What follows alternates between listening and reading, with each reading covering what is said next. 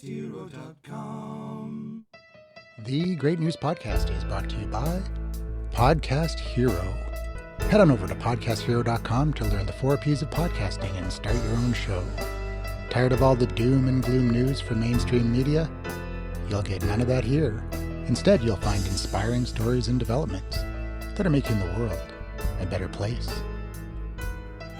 Today on the Great News Podcast, potential new Alzheimer's disease treatment reduces amyloid plaque by up to 80%. A hormone injection may sober you up quickly when you are really drunk. Bumblebees can learn and teach how to open a puzzle box. China sets new rules for gene editing of humans. And the High Seas Treaty is set to protect up to 1/3 of the world's oceans. All that and more is available in the Great News Letter.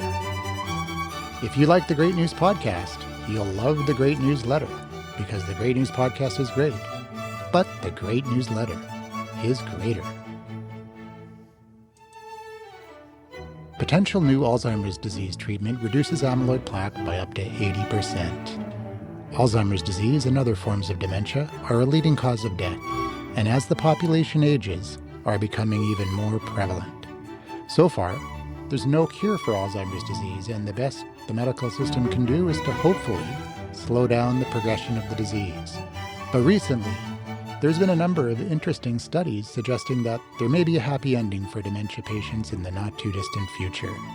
Some of these studies, like the one we're focusing on in this podcast, tackles the disease from a completely different angle by treating Alzheimer's in the body instead of the brain.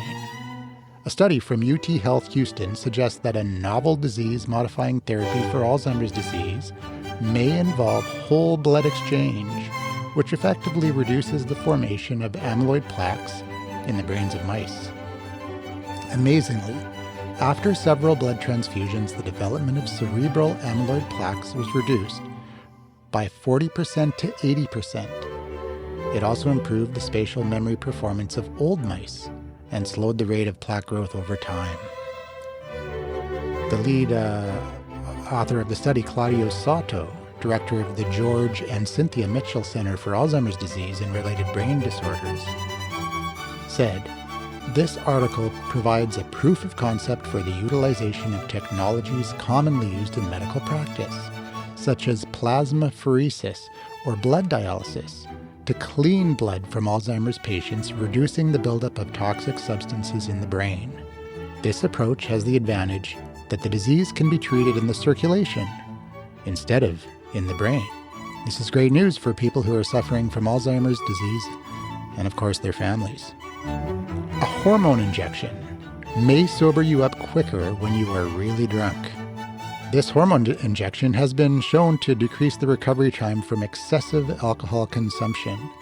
This may be great news for all the drunks out there that want to get plastered and then bounce back quickly. But so far, this is only for mice. Scientists at the University of Texas Southwestern Medical Center have discovered that hormone FGF21, already known to help protect the liver and reduce appetite for alcohol, could also help counteract the effects of alcohol poisoning.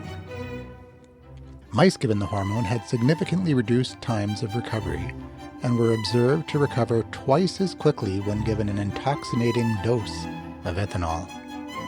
Researchers also found that FGF21 worked on neurons in the brain that produce noradrenaline, which controls alertness and sleep. Of course, all the notes are over at greatnewspodcast.com. In the show notes of this podcast app, you can take the link over to the show notes for this particular episode to get links to the studies and everything included in this podcast.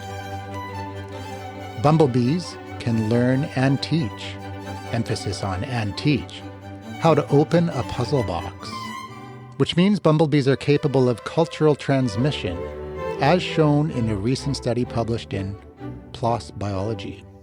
Researchers trained bumblebees to open a puzzle box to access a sugar solution reward. These trained bees then transmitted the task to untrained bees, creating a cultural signature for their colony. The Studies showed that bumblebees can maintain a cultural tradition even when presented with an alternative action. The ability to learn new behaviors proves that culture exists in species beyond primates and birds. The study's lead author, Alice Bridges, suggests that other social insects, such as honeybees and leafcutter ants, likely have the same capacity for culture. So maybe I shouldn't be swatting bees anymore, because I might be destroying a culture. China sets new rules for gene editing of humans. It's been 5 years since biophysicist He Jiankui generated worldwide outrage by announcing that he had helped create genetically edited babies. The regulations require ethics reviews of research involving human materials, including tissue, fertilized eggs, and embryos, and revise previous regulations adopted in 2016 in response to concerns arising from the unauthorized creation of genetically edited babies in 2018.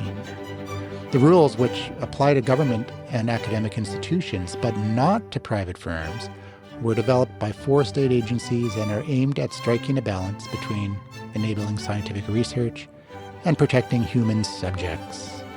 But some suggest that the rules don't go far enough, because private institutions do not have to follow the guidelines. My friends, we live in a strange new world. I just finished watching the documentary on Netflix, Unnatural Selection, and I was kind of blown away by how far things have come. I follow this stuff a little bit, but I didn't realize that there were people who weren't scientists that have no education in biochemistry or genetic engineering can order CRISPR kits online and start tinkering with their dogs, making glow-in-the-dark animals and changing genes here and there. It's crazy. Anyways, and finally, the High Seas Treaty is set to protect up to 1/3 of the world's oceans. After 10 years of negotiations, nations have reached a historic agreement to protect 30% of the world's oceans through marine protected areas established by the High Seas Treaty. The agreement aims to safeguard and recuperate marine nature in the high seas, where only 1.2% of the waters are currently protected. What are the high seas? They are international waters where any country has the right to fish, ship, or do research, as there is no ownership or governance to comply to. Nearly 200 countries have come together to agree on a new treaty aimed at protecting marine life in international waters. The UN High Seas Treaty covers almost 2/3 of the ocean lying outside of national boundaries, providing a legal framework for establishing vast protected areas, while also putting more money into marine conservation. All right, that's going to do it for this episode of the Great News Podcast. I'd love to hear your feedback on what you think of the show so far. You can send me an email at andrew@greatnewspodcast.com, and I would love to hear from you. Or you can head on over to www.greatnewspodcast.com, and you can sign up for the Great Newsletter. Because remember, the Great News Podcast may be great, but the Great Newsletter is greater. I know it's a cheesy slogan there, but hey, what the heck. Anyways, I'll see you in the next episode of the Great News Podcast, and maybe, just maybe, I'll be sending you an issue of the Great Newsletter as well. See you next time. www.podcasthero.com